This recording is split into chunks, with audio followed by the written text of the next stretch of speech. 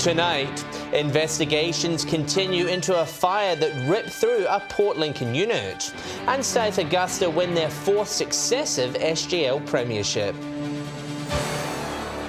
With the latest from around the region, your nightly news with John Hunt begins now.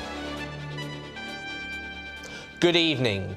Police are investigating a suspicious fire that tore through a Port Lincoln unit overnight.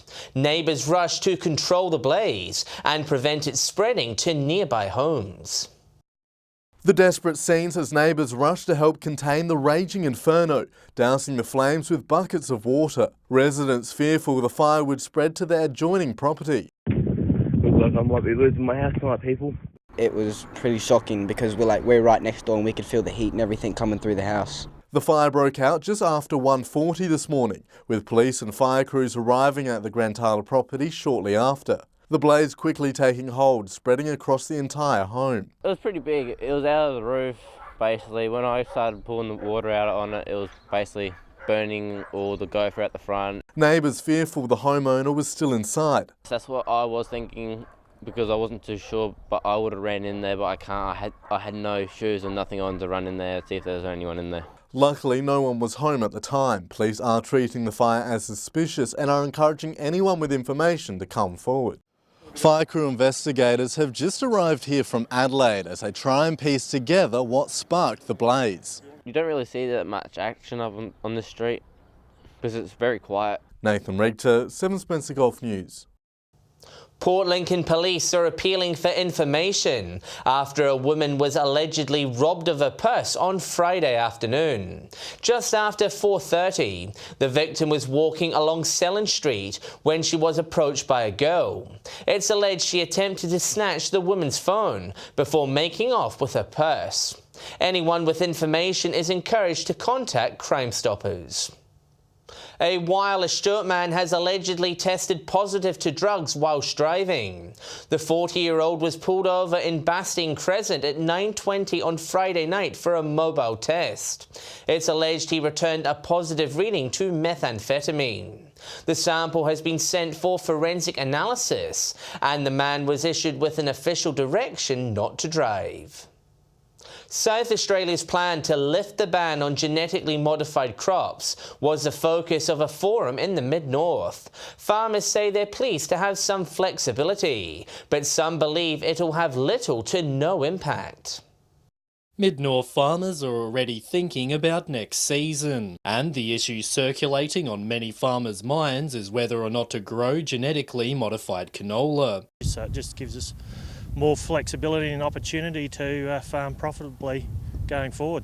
But agronomists are saying not all farmers are not as keen compared to 10 years ago. The technology that we've got coming through is something that will be useful for some growers, but a lot of growers are already facing resistance issues. Simon Monk travelled from interstate to help local farmers prepare for the potential rollout. He says farmers have plenty to benefit from the new addition. Improve weed control, so we're able to put a herbicide over it that allows us to take out weeds more effectively. Local farmers say they're concerned about the hysteria surrounding the potential health implications of herbicide. They fear a ban on chemicals may impact the relevance of Roundup-ready crops. We have to be concerned about even public perception, don't we, or we're going to lose some chemicals, so we have to manage what we're doing.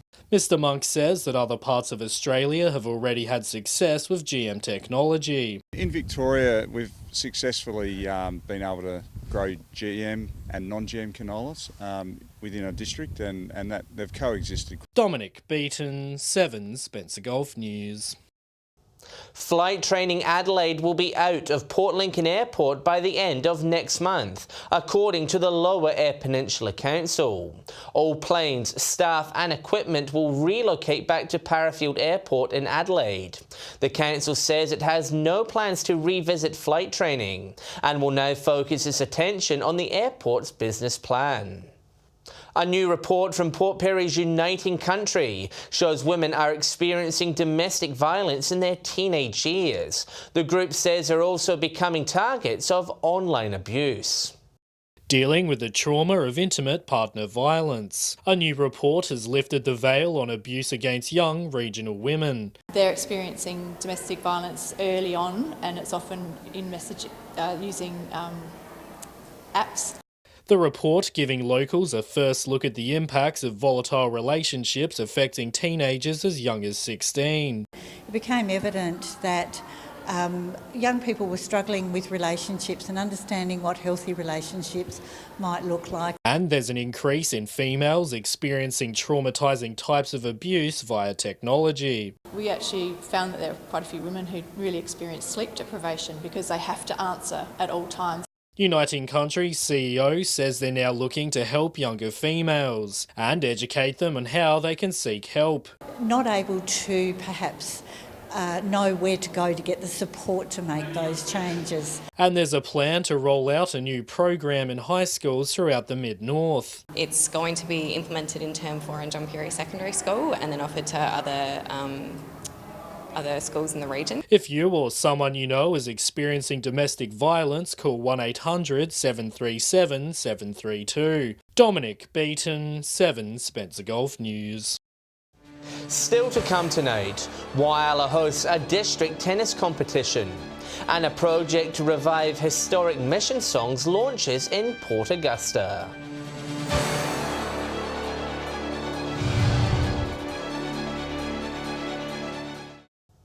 Welcome back. 150 local students have put their tennis skills to the test at a school carnival in Whyalla today. The program aims to provide opportunities for children to play the sport.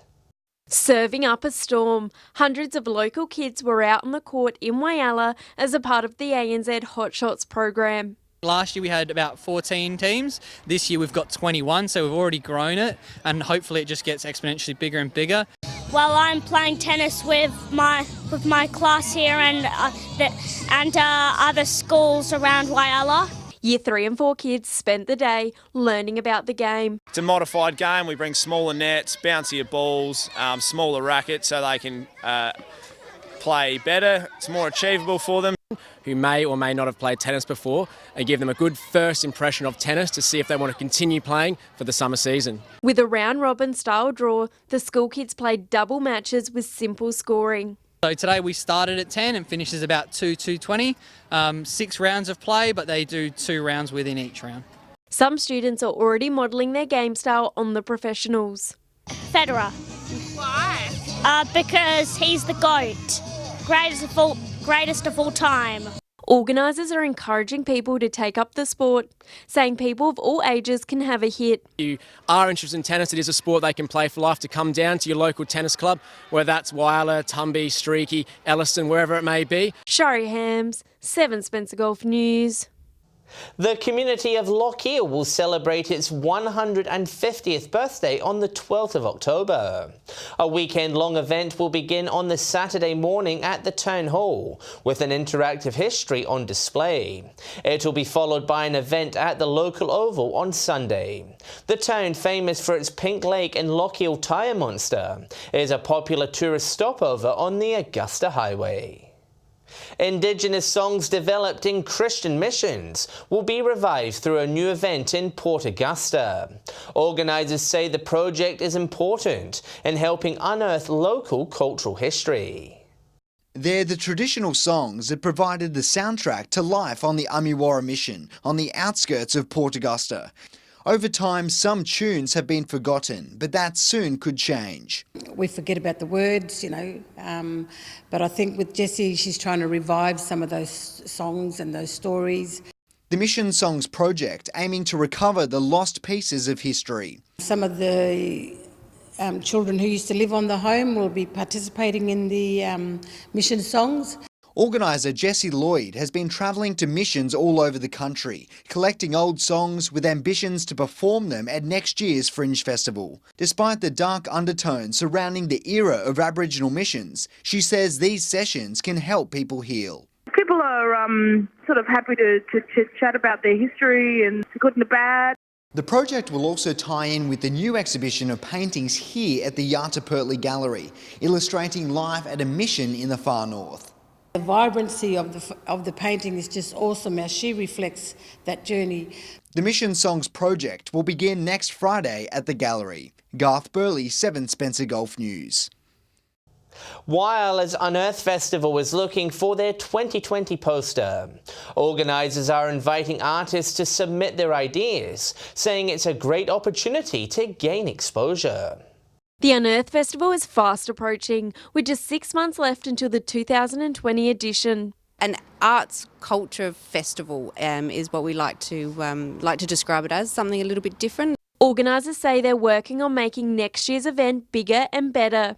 We're trying to correlate going into the actual Adelaide Fringe Festival itself, so we can tap into their artists as well as obviously our local artists. And creative people from across the region can help shape the look of the festival. Organisers have launched a competition to find the next poster design. For our posters, for hopefully some merchandise, parts of the image for all sorts of different things, social media, all sorts of advertising around our Unearth Festival. Ideas should focus around next year's theme of connectivity.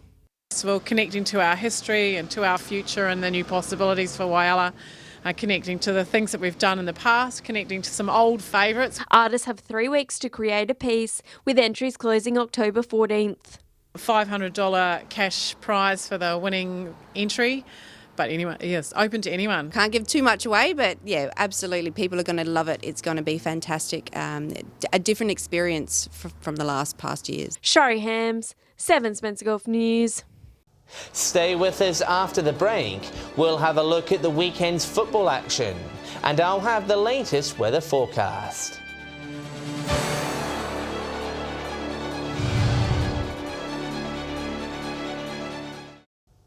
Hello again.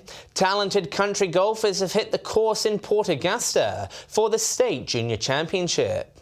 Organisers say the competition is an important pathway in player development.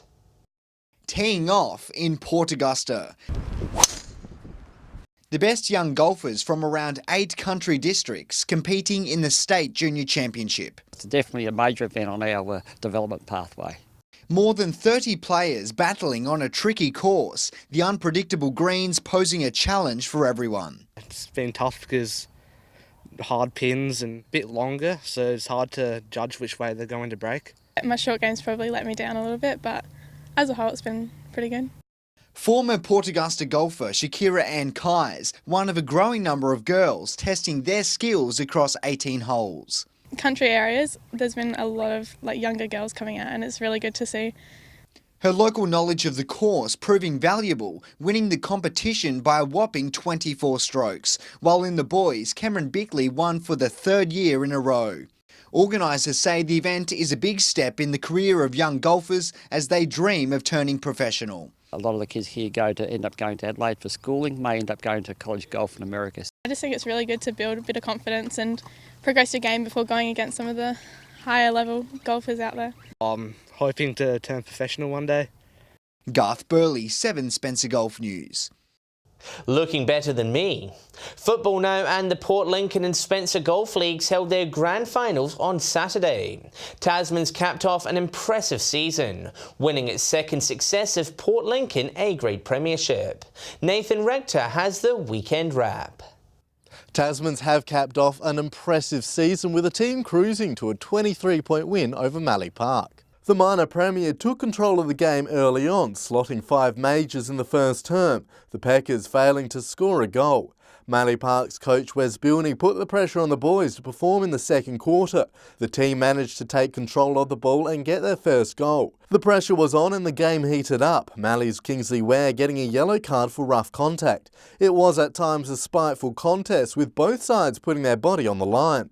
A strong third quarter saw Tassies lead by 24. In the final change, Packers fought back hard but couldn't peg back the deficit. Reece Benkey was the best on ground as Tasman secured back-to-back flags. Yeah, it's sensational effort to back it up after last year. It's a mental battle getting up after winning a grand final, but the boys were just sensational all year. It was also grand final day in the SGL with South Augusta taking on Solomon Town. Solly's jumping out the gates early, leading by 13 points by the first term. Souths picked up their game in the second quarter with Gary Warren scoring 4 goals. By half-time, both sides were locked on 29 points, making it anyone's game in the second half. Some sharp shooting from Souths in the third term saw them lead by 16 points at the final change. Sollies fought until the end, but Souths were too strong, winning by 34 points. It's the first time an SGL side has won 4 in a row since West Augusta in the mid-70s. That's it for another impressive season of football across the region. With warm weather starting up, cricket will be back with us before we know it. Weather time now, and after a wet weekend, we saw fine and sunny conditions across the region today. Temperatures ranged in the mid to high teens. Port Augusta reached 19 degrees, Whyalla and Port Lincoln 17, Broken Hill sunny and 19, Port Pirie 18, and Adelaide reached 16 degrees. On the satellite, light cloud over southeastern SA is producing some showers in coastal areas, while cloud in the far north is yet to produce any rain. Skies otherwise clear thanks to a high-pressure system. On the waters tomorrow, south to southwest winds reaching 15 knots, seas at a metre. And sunrise will be bright and early at 6:08 tomorrow morning, with sunset at 6:16 p.m. A cool morning leading to sunny conditions tomorrow. Port Augusta set for a top of 20 degrees, Whyalla 18, Port Lincoln fog and 17, Coffin Bay showers and 14, Woodner and Quorn 19, Broken Hill and Port Pirie reaching 19, Clare and Frost and 15, and Adelaide cloudy and 17 degrees. Looking ahead to the next 4 days, cloudy but dry in Port Lincoln through to Friday, 23 Thursday, 19 Friday. Cleve 20 on Wednesday, reaching a warm 26 Thursday, 23 Friday. And similar conditions in Woodner, 23 Wednesday, a balmy 28 Thursday, 25 Friday. Whyalla keeping in the mid to low 20s with a bit of cloud. Similar conditions also in Port Augusta, while Kadina can also expect a sunny and dry week. And some partial cloud in Port Pirie 21 Wednesday, 25 Thursday and Friday. A bit cooler in Clare, 18 Wednesday, 22 Thursday and 21 Friday. And Broken Hill will be fine and sunny, with temperatures reaching 29 by Friday. And that's the local news this Monday evening. Thanks so much for joining us. I'll have some updates later in the evening, but until then, enjoy your evening here on 7. On behalf of the team, it's good night.